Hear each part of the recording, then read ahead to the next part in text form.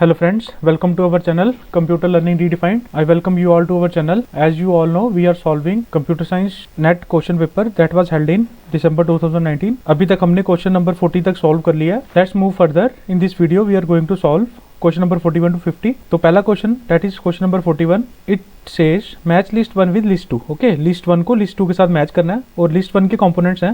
पहला कंपोनेंट्स दे रखा है फ्रेम एट्रीब्यूट. तो फ्रेम एट्रीब्यूट क्या करता है? It is used to specify the side of the table frame that displays the table border.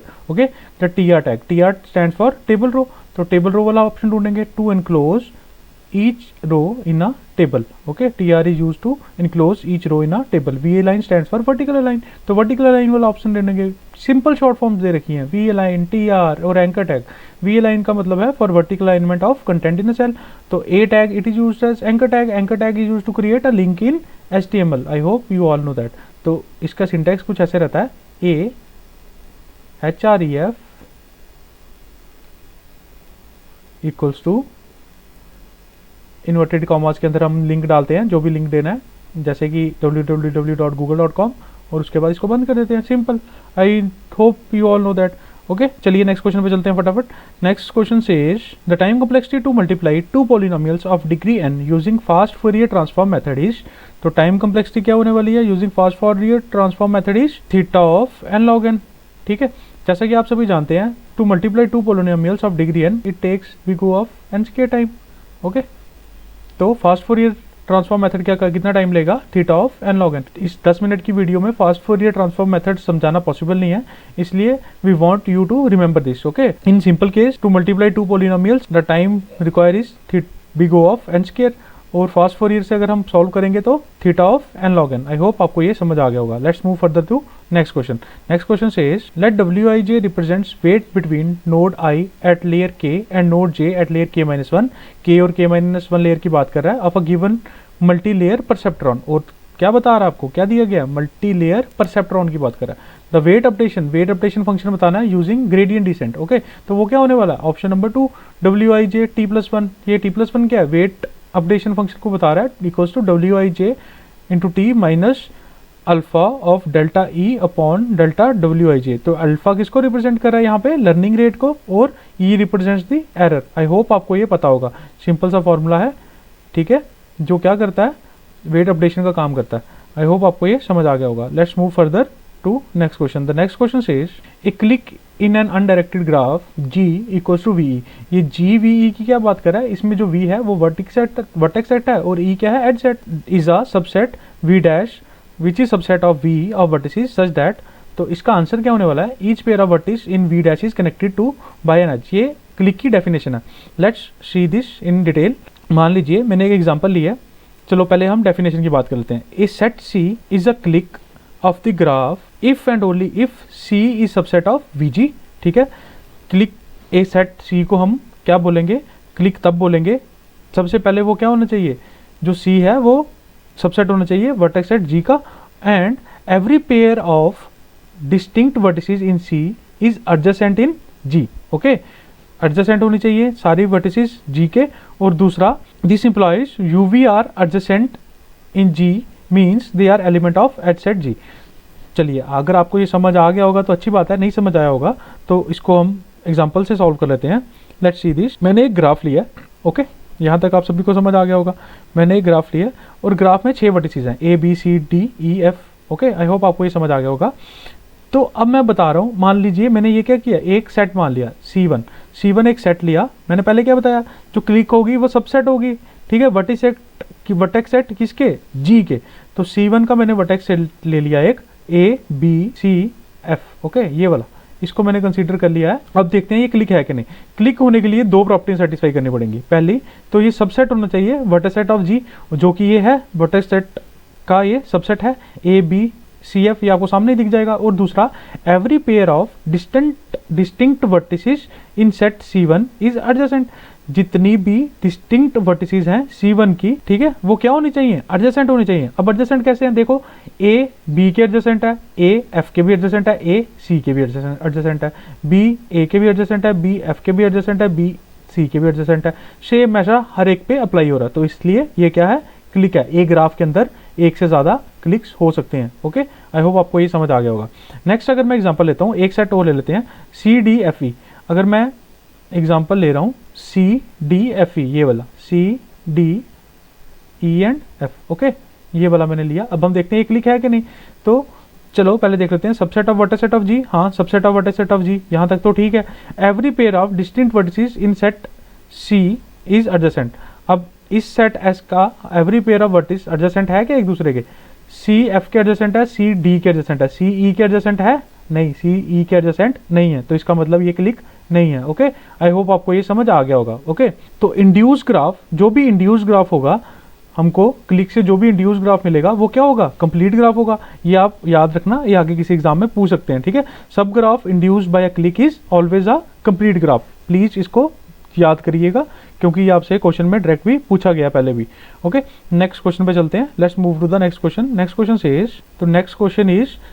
Says what is the worst case running time of insert and extract min in an implementation of priority queue using an unsorted array. ठीक है, बताना क्या है? Worst case running time of insert and extract min in an implementation. Implementation किसकी कर रहे हैं? Priority queue की। ओके, और सबसे काम की बात, using an unsorted array. Unsorted array की बात कर रहा है, यही हमारी सारी ट्रिक है, यही सारा क्वेश्चन हमारा सॉल्व कर देगा। चलिए कैसे देखते हैं इसको। Assume that all insertion can be accommodated. ठीक है, all insertion can be accommodated, सारी इंसर्शन को हम अकोमोडेट कर सकते हैं। तो अगर मैं बात करूं इंसर्शन की, तो इंसर्शन जो भी है वो सेम ही रहने वाली है। बेस्ट, एवरेज या वर्स्ट केस की अगर मैं बात करूं तो इंसर्शन सेम ही रहने वाली है, और ये क्या लेगी? कांस्टेंट अमाउंट ऑफ टाइम लेगी। ठीक है, यानी कि θ(1) कांस्टेंट टाइम लेने वाली है इंसर्शन, चाहे आप बेस्ट केस में करिए, चाहे वर्स्ट में, चाहे एवरेज केस में, ये आप सभी जानते भी होंगे। अब दूसरे पार्ट पे जब हम आते हैं तो अनसॉर्टेड एरे की बात कर रहा है, तो एक्सट्रैक्ट मीन कितना टाइम लेगा? θ(n) टाइम लेगा। क्यों? क्योंकि अनसॉर्टेड एरे में हमारा सिर्फ एक ही सर्च काम करता है, लीनियर सर्च, और लीनियर सर्च की कॉम्प्लेक्सिटी क्या है हमारे पास? Big O of n। तो ये कितना टाइम लेने वाला है? Extract min will take θn time, because as पर the question the array is unsorted and there is no better algorithm than just linear search. Worst case performance of linear search is θ(n). I hope आपको ये समझ आ गया होगा। तो answer क्या होने वाला हमारे पास? बिग θ(1) और θ(n). Let me clear this. तो आंसर क्या होने वाला है? θ(1) और θ(n). आई होप आपको ये समझ आ गया होगा। Let's move further to next question. Next question says again a matching question, match list 1 with list 2। तो क्या तो बताया गया? Isolated input output, memory mapped input output, IO interface, asynchronous data transfer. Okay, तो इसका हमने मैच बताना है। तो मैच करने के लिए चलिए हम एक बार एक एक करके ऑप्शंस पढ़ लेते हैं। आइसोलेटेड इनपुट आउटपुट की अगर मैं बात करूं, तो आइसोलेटेड इनपुट आउटपुट, नाम ही बता रहा है आइसोलेटेड, तो क्या होगा? Separate instructions for input output and memory communication. Isolated में यही रहता है, सेपरेट इंस्ट्रक्शंस रहती हैं इनपुट आउटपुट और मेमोरी कम्युनिकेशन की। ठीक है, अगर मैं मेमोरी मैप्ड इनपुट आउटपुट की बात करूं तो मेमोरी पे काम कर रहा है, तो मतलब वो चीज़ कहीं स्टोर्ड है पहले से, तो लोकेशन की बात कर रहा है। तो मेमोरी कम्युनिकेशन में क्या होगा? Same set of control signals for input output and memory communication. Okay, let's move further. Option third says IO interface. IO interface means resolve the differences in central computer and peripherals। IO interface क्या करेगी? Input output interface, यानी input output interface क्या करेगी? Central computer जो भी हमारी processing करता है, और पेरिफेरल्स, पेरिफेरल्स हमारे क्या होते हैं? जो हम अटैच करते हैं कंप्यूटर के साथ, इनपुट आउटपुट डिवाइसेस, तो उनके डिफरेंसेस को कौन रिजॉल्व करता है? Input output interface. तो लास्ट हमारे पास रह गया एसिंक्रोनस डेटा ट्रांसफर। तो ये क्या करेगा? Requires control signals to be transmitted between the communication units. तो एज पर the above match, our option number 3 will be the right। okay, I hope आपको ये समझ आ गया होगा। इसकी मैंने डिटेल में थोड़ी सी डिटेलिंग दे रखी है, आप उसको भी पढ़ सकते हैं। जैसा कि आप सभी जानते हैं, as a CPU needs to communicate with various memory and input output devices, as we know that between the processor and these devices flow with the help of the system bus. सारा data किसकी बस मदद से जाता है? System bus की। तो there are 3 ways in which system bus can be allotted to them. ठीक है, 3 मेथड हैं जिसके थ्रू हम सिस्टम बस अलॉट करते हैं। पहला है separate set of address control and data bus to input output memory. ठीक है, वही आइसोलेटेड IO वाली बात की। दूसरा है हैव कॉमन बस data and address for input output and memory but separate contour lines. Okay, तीसरा है हैव कॉमन बस data address and control for input output and memory. Okay, I hope आपको ये समझ आ गया होगा। इसी के देख के हमने क्या किए हैं? अपने ऑप्शंस मार्क किए हैं। Okay, let's move further. Let's see the next question. Next question is, a network with bandwidth 10 Mbps can pass only an average of 12,000 frames per minute with each frame carrying an average of 10,000 bits. What is the throughput of this network? ठीक है, तो इसको करने से पहले, solve करने से पहले हमको क्या करना है, बैंडविड्थ दी है 10 Mbps पे, ठीक है, और फ्रेम पर मिनट दी है 12,000, तो कन्वर्ट किस में करना है हमको, फ्रेम्स पर मिनट्स को सेकंड में, क्योंकि हमने किस में निकाली है बैंडविड्थ 10 Mbps में, तो सेकंड में कन्वर्ट करने के लिए हम क्या करेंगे, 12,000 और 10,000 बिट्स को मल्टीप्लाई करेंगे और डिवाइड किससे कर देंगे, 60 से। तो जैसे हम इसको इतना काम कर देंगे तो उसके बाद हमारा आंसर हमको मिल जाएगा। कैसे, इसे मैंने डिवाइड किया और कितने जीरो आए, 10⁻⁶, तो 10⁻⁶ is mega, okay, 2 × 10⁻⁴ is 2 Mbps per second. It is our answer. I hope आपको ये समझ आ गया होगा। Let's move further to next question. What are the greatest lower bound and least upper bound of the set? इस question पे we have some doubt, we will solve it and come back to you later, okay. अभी तक के लिए इसका as per answer की the answer was answer 1, okay. Let's move further. A basic feasible solution of an m×n transportation problem is said to be non-degenerate if basic feasible solution contains exactly m plus n-1 number of individual allocation in independent position, okay। I hope आपको ये पता होगा, आपने transportation problems पता होंगी, नहीं पता है तो मैं आपको बता देता हूँ। The initial solution of a transportation problem is said to be non-degenerate basic feasible solution if it satisfies, अगर वो इन कैटेगरीज को सेटिस्फाई कर दे तो initial solution of transportation problem को हम non degenerate basic feasible solution मानेंगे जब द सोल्यूशन फिजिबल होगा, यानी सप्लाई और डिमांड कॉन्स्ट्रेंट्स सेटिस्फाई हो जाएंगे। और दूसरा, the number of positive allocation must be equal to m + n-1, where m क्या होगा, नंबर ऑफ रोज, n क्या होगा, नंबर ऑफ कॉलम, ओके। और all the positive allocations must be at independent position. तभी हम क्या बोलेंगे, जो हमारा ट्रांसपोर्टेशन प्रॉब्लम का सोल्यूशन हम निकाल रहे हैं वो non degenerate basic physical solution है, ठीक है। आई होप आपको ये समझ आ गया होगा। Let's move further to another question. Consider the following language families, L1 equals to context free language, L2 equals to context sensitive language, L3 is REL यानी कि रिकर्सिवली एन्यूमरेबल लैंग्वेज, और L4 is recursive language, okay. तो बताना भाई कि correct option क्या है हमारे पास। L1 is contained in L2, L2 is contained in L3, L3 is contained in L4, okay। Let's see this। ये कुछ नहीं है, ये किसकी बात कर रहा है, चॉम्स्की हायरार्की की, ओके। नॉर्म चॉम्स्की ने जो हायरार्की दी थी ये उसकी बात कर रहा है। तो जिसको चॉम्स्की हायरार्की पता है तो वो तो 2 सेकंड में इसको मार्क कर देगा। चलिए हम देख लेते हैं चॉम्स्की हायरार्की क्या कहती है।